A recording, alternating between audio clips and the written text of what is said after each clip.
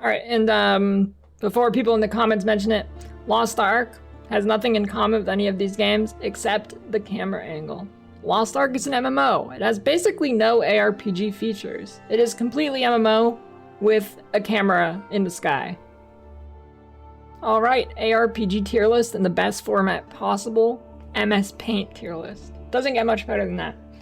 So S tier, I think you can guess what game it is. If you are somebody looking for this type of game that is under S tier, it is unmatched. Every other game will be ruined for you. Even on the bad patches, it is still miles ahead of the next thing on this list. PoE. Well, it was obvious. If this is the game you're looking for, nothing will ever really beat it. Endless content, complexity. There's so many different things to do.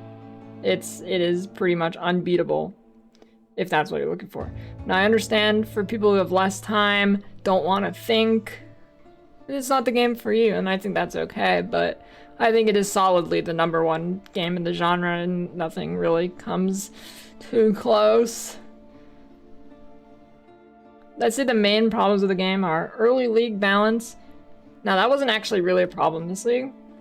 There was new builds to play, but prior to this league, it was like the same build for like the same few builds for like literally 3 years. It was definitely better this league. Not perfect still, but better. And then every league needing 2 weeks of revisions to be made into a more acceptable state is kind of annoying. This is kind of the downside of the endless content train. To be on the really tight schedule and fast schedule they're on, it needs to be cooked a little bit longer. A tier. We got Torchlight Infinite. The main strengths, I'd say, is it is very similar to PoE. It has super fast dev time. They match PoE's production time, basically. They're on a 3-month schedule. The complexity is there. It is not as complex, but it's more like a complexity with accessibility, akin to like last Epoch. There's build depth, but it's not so crazy that you can't make your own builds. Now, if you do really get into it, you will certainly make better builds than somebody who just slaps something together. But you can slap builds together and they will generally work pretty well. The blasting in this game is ultra blasting. If you like the blast, I'm surprised this game doesn't have more like blasters from PoE softcore, because it is just ultra pure brain blast, brain off, delete maps, explosions, dopamine, whatever. I think the main reason this game doesn't pop off as much is for a few things. One, people see the gacha pets and just don't even consider it. I've swiped nothing for them, and I've done everything in the game. I've never hit a wall or anything. I never felt like I needed to swipe. I'd say out of free-to-play games, it does not get better than this game. I have never needed to swipe. You don't need stash space. You don't need the pets. The only thing you need to swipe for is if you want to play the new character of the season right when it releases. After it's been out for 1 season, you can get it for free. But if you want to play it the season it comes out, you do have to get the $15 battle pass. I think that's fine considering how much you don't need to swipe. I'd obviously rather it to just be free grindable right away, but buns, I guess. And then the other main problem is the UI. It is a mobile game, but it's more like a desktop game ported to mobile more than it feels like a mobile game. It does have the mobile game stuff in it, like the UI is really bad. It's got the red circles you gotta click. I think they should really sit down and focus on making the desktop UI look a lot more like a desktop game. I think it would really, really bring more people into it, because the game itself is essentially PoE Light Edition. It's good. Underrated. This is the #1 underrated one for sure. but the UI has too many problems, I think, for most people, and then the gotcha pets. And it's also it's cartoony and not like a dark fantasy like every other game on this list. So, all right. Something I'd put about on par, pretty much equal here, would be modded D2, Project Diablo 2, Path of Diablo, Median XL. Median XL is not for me, but I know it's pretty good and a lot of people like it. So obviously it varies between mods, but fixes a lot of the problems D2 has, adds content, rebalances classes, really turns it into a solid ARPG that makes it a contender with modern ARPGs, even though it's a 20-year-old game, so it's pretty impressive. I wish more games had modding support. I think modding is just overall good for consumers, but I feel like the days of modding for a lot of games are kind of in the past, which is unfortunate because then people can fix the problems the devs refuse to fix, right? Like imagine if D4 had modding and could fix all the things people don't like. All right, B tier. We're starting it off with Grim Dawn. So I'd say the main strengths of Grim Dawn are the build complexity and the difficulty scaling throughout the campaign feels good.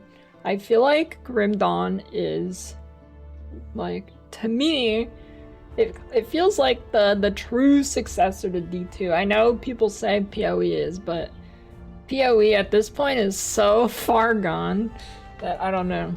Grim Dawn feels a lot more like a D2 kind of experience to me. Like, Grim Dawn's more about going through the campaign, right? D2 is pretty much entirely about going through the campaign. Grim Dawn feels the same way to me. The campaign feels really good. Difficulty scaling feels good. It's honestly just an enjoyable game to play through the campaign, which is different than a lot of the games on this list other than D2. The build complexity is pretty good. The what's it called? The devotion stuff with like the star skill tree is pretty good and cool. And then you combine two classes together, it's actually pretty innovative. It's rare to see true innovation in games these days. I mean, it is kind of old at this point, so I don't know if these days really means these days, but yeah.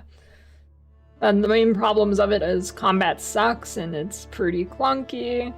And then there is, it has rep grinds and finding the side shit while leveling. I know a lot of people like that. For me, it's not good though. Another benefit is that it does have modding. I have not played modded D2, like they have the League mod. I've heard that's pretty good. I have not given it a try yet, but I definitely will at some point in the future. I only have enough in me for like 2 Grim Dawn playthroughs a year though, and I played through it a couple months ago. So it's got a little bit more of a recharge time, but next time I play it, I'll probably do the League mod. All right, and the next game in Chronicon is a little bit of a lesser known game. We got Chronicon. Right. So the main strengths of this game is the builds and the blasting. Now this game is a lot about going through the story too, but it does have an actual like end game. It's got like rifts and stuff. But the builds in this game are pretty interesting. The skill tree is pretty interesting. The items are pretty interesting. It is a smaller game, keeping that in mind, like it's a smaller scale game, but it still has a full end game and different builds to play. The main problems is the playing through it is almost too linear. I know like Grim Dawn and D2 are linear, but the progression feels like there's not really difficulty spikes at all. You kind of just go through it to kind of explain. It's hard to really clarify without, you know, just playing through it, but could have more content. It's basically just play through the story and then it's greater rifts, which is fine. I think that's a good baseline for a lot of games. And then the other negative is it's pretty ugly. Now, art is usually not a problem in games for me. It's not really a problem in this game, but it's pretty ugly. All right, C tier. This is the controversial tier. C for controversial. This is gonna get people mad. It's been getting people mad, and even when I explain it directly, like side by side the games, people still get mad, and I will explain it in this video. All right, so coming in at number 1 in C, these ones I think are actually ranked in order of how good I think they are. I don't think they're equal. I think they're all very similar, but each one ranks a little bit higher than the one that comes next. So coming in at number 1 in C tier is D4. The main strengths of D4 is the blasting feels good. I genuinely enjoy the blasting. The blasting's pretty good. And the bosses are okay. One boss in particular has super bad hitboxes. Duriel is super bad, but if you are not playing one of the broken one-shot builds, which the game has quite a few every season, if you're not just one-shotting the bosses and you're not doing Duriel, they're actually pretty good. I think the endgame loop is pretty satisfying now. They've changed a lot of it. It's pretty different than on launch. It is quite a bit better. On launch, this was in F tier. Now it is in C tier. It's come a long way. Hopefully when the expansion comes out and stuff, it'll go up even higher. The main problems, skill tree is just awful. It is such a tragedy how bad the skill tree is. I don't know like what they're thinking. I guess they weren't. It's just bad. I think a misconception, it is a casual game for sure, but I think a misconception for a lot of people is casual equals stupid. Casuals are not stupid, they just don't have enough time to play. They can figure out a little bit more of a skill tree than in D4. And then the other really bad problems are, it is super buggy. I encountered so many bugs the first couple days of the season. I had like 20 plus crashes. It was, I don't know how this happened. I do not remember being like that at launch. But now it is super buggy. And then overall, it's just badly designed in some areas. There's a lot of bad design decisions, and it only gets better when they revert to how D3 kind of was. But yeah. All right. Coming in at number 2, we got Last Epoch. I think Last Epoch and D4 are really, really close. So, main strengths of Last Epoch is the build complexity, but still being accessible, and the itemization are both really good. And then everything else about the game is really bad. Pretty much. The main problem is it is also really, really buggy. It has awful performance. Like, I think my average FPS in Last Epoch last season was 40. It was really bad. The end game is completely awful. It needs a complete redesign. It's bad. It needs a lot of work. But build complexity and itemization, very good. Now, coming into number 3 in C tier, this is what gets a lot of people mad, is Diablo 2. The reality is that Diablo 2, if it released today, now imagine D2 releases today, right? You didn't know what D2 is. Say, without D2, that all these ARPGs were still made, right? You don't know what D2 is. A game launches. It does not have Diablo in the name. It's nothing to do with the Diablo franchise. It doesn't look like D2. But all the gameplay and the systems are exactly D2, shoved into a different, like IP, right? It would be regarded as trash. Nobody would really play it. The only reason people play D2 is because it was good 20 years ago, and it has Diablo as its name. Now, I do think the game is impressive for holding up against 20-year-old ARPGs today, but against the higher tier ones, it does not hold up. It is very impressive that it does hold up at all, but I think as time goes on, it's going to be worse, more and more behind more modern ARPGs. I mean, the technology just didn't exist 20 years ago. They were building from scratch. It was innovative for the time, but at this point, it is long gone. So keeping that in mind.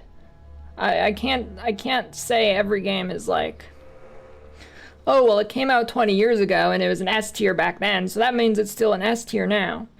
No, it doesn't hold up against modern ARPGs to be better than them. I mean, it does hold up against, like, it holds its own, but it's certainly not better. It doesn't come anywhere close to, like, PoE.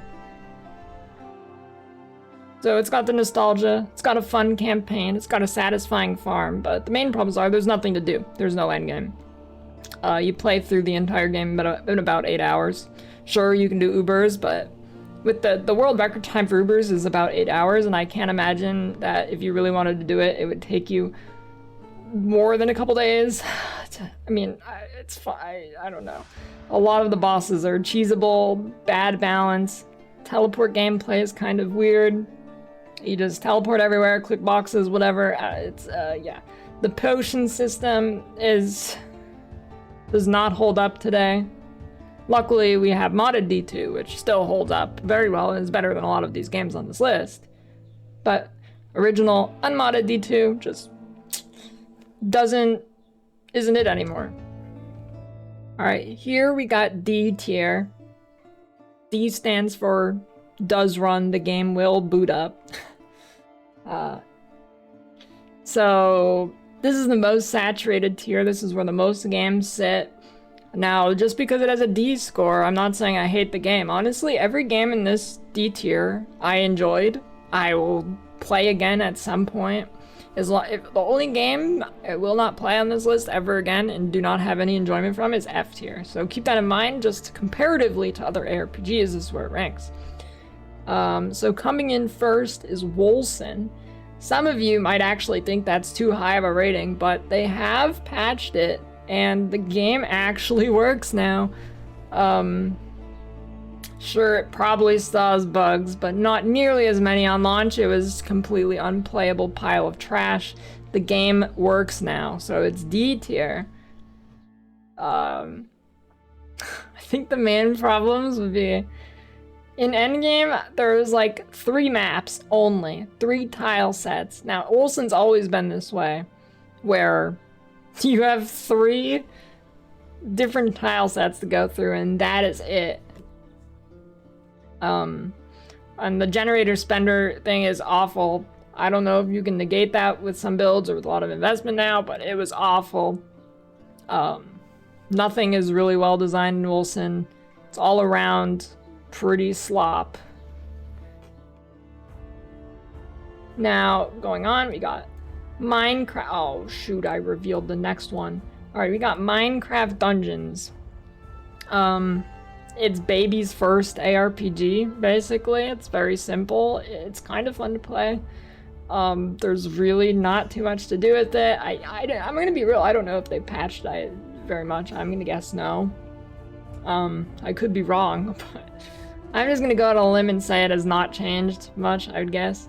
It's too easy, no content. Yeah, I mean, it's baby's first ARPG, so it's fine for what it is, but, you know. Then we got, oh, I just got Diablo 3. So this one's kind of, I haven't really feel like I played enough, but I kind of feel like I've played enough also. Like, it's kind of in the mid-range. I've only played around 10 hours. But from what I could gather, is D3 the entire gameplay loop is you get your set gear, and then you do your rifts, and then the game's done. And that's it. So it's not bad. It's a good experience for a couple days, but there's just not much to it, right? Here we got Warhammer Martyr Inquisitor. Honestly, this game also maybe shouldn't be here. I did not give it much of a chance past 3 hours. The game boots up. That's all I can really say. I don't know, it boots up. It's kind of interesting, it's different. But it is ultra clunky, and it's just weird all around. Now, here's the thing as well. A lot of people have been saying that I have just been shilling for, like, the reason why I put this here is because I'm shilling for it, right? Okay, take this into consideration as well. Of these 200 hours or so I've played, about 5% of them have been sponsored, and it's an A tier, okay? Now, here, this one was completely sponsored. I did not play this unsponsored. It was too bad for me to keep playing it. 100% of these hours are sponsored, and it's in D tier. So, yeah, I mean, take with a grain of salt whatever any content creator says, but yeah. Alright, then last D tier, we got Champions Return to Arms. This one's pretty old. Champions of Norath too. I just have more.